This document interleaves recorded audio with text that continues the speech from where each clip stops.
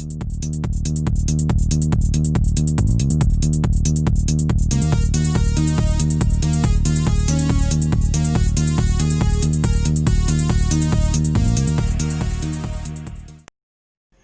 Viewers, நம்ம இன்றைக்கி healthy home சமையலில் கேழ்வரகு அடை எப்படி செய்யுதுன்னு பார்ப்போம்.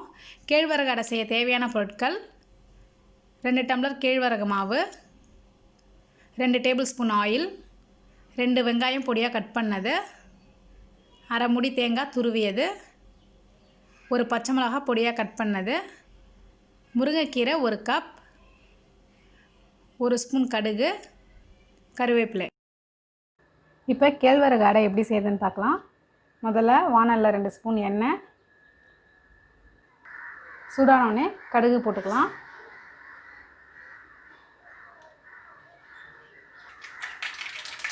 கடுகு வெடித்தோடனே வெங்காயம் சேர்த்துக்கலாம்.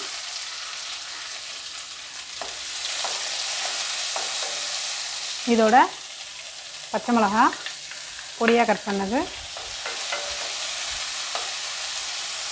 ஒரு நிமிஷம் வதக்கிக்கலாம். இதை இப்போ வெங்காயம் லேசாக வதங்கிட்டு இதோட உருவி அலம்பி வச்ச முருங்கைக்கீரையை சேர்த்துக்கலாம். இதோட தேவையான அளவு உப்பு சேர்த்துக்கலாம்.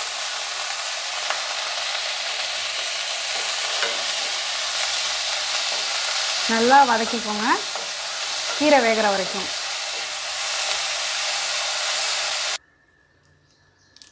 இதோட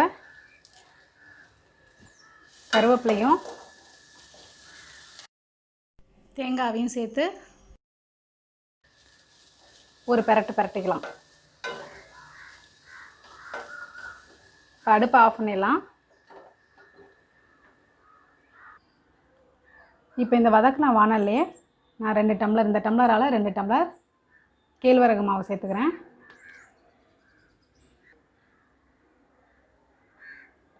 இப்போ நான் எடுக்கும்போதே பெரிய வானலாக எடுத்தனால இதிலே நான் இப்போ மாவை கிண்டிக்க போகிறேன்.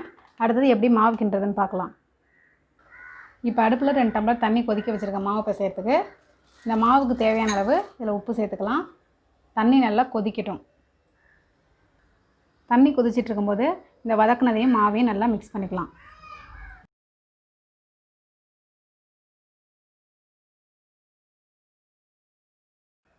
பாருங்கள், தண்ணி நல்லா கொதிச்சுட்டு இந்த கொதி தண்ணியை இந்த மாவில் ஊற்றி கொஞ்சம் கொஞ்சமாக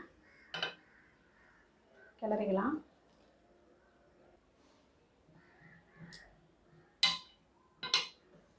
நல்லா சப்பாத்தி மாவு மாதிரி கிளறிக்கோங்க.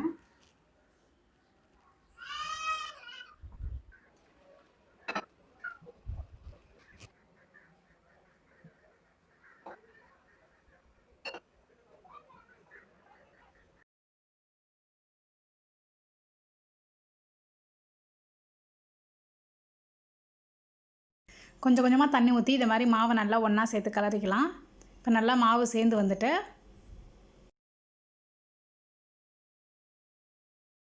பாருங்கள், இப்போ சப்பாத்தி மாவு மாதிரி நல்லா வந்துட்டு இப்போ அடுத்தது இதை அடை மாதிரி தட்டிக்கலாம். இப்போ நான் இந்த மாதிரி ஒரு கவர் எடுத்துருக்கேன். லைட்டாக ஆயில் தடவிட்டு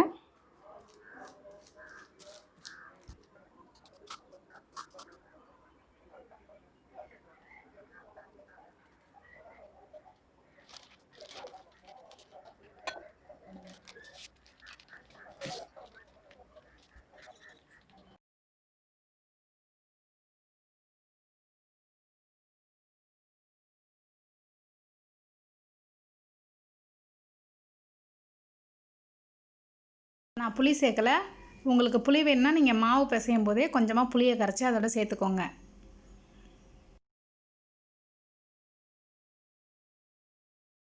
இதை மாதிரி ஒரு கவரில் நம்ம தட்டிக்கும் போது நம்மளுக்கு எடுக்க ஈஸியாக வரும். எவ்வளோ மெல்லிசாக வேணாலும் மெல்லிசாக தட்டிக்கலாம்.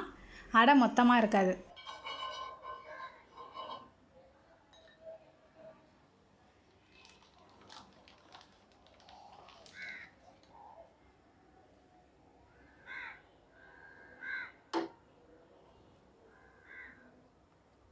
ரெண்டு பக்கமும் நல்லா வேக வச்சு எடுத்துக்கலாம்.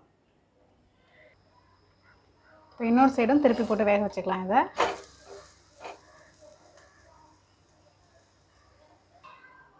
இப்போ இது நல்லா வெந்துட்டு எடுத்துடலாம்.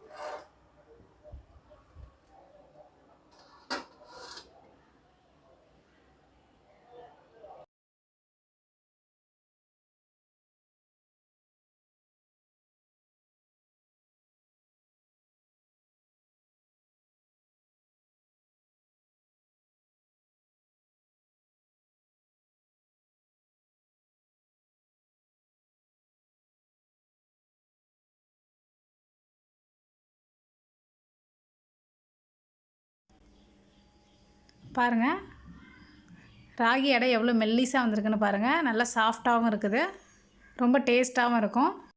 நம்மளுக்கு வேறு என்னென்ன காயெல்லாம் பிடிக்குதோ அதெல்லாம் இதில் போட்டு நம்ம செஞ்சுக்கலாம். நீங்களும் இதை கண்டிப்பாக ட்ரை பண்ணி பார்க்கணும். இன்னொரு வீடியோவில் நான் உங்களை சந்திக்கிறேன்.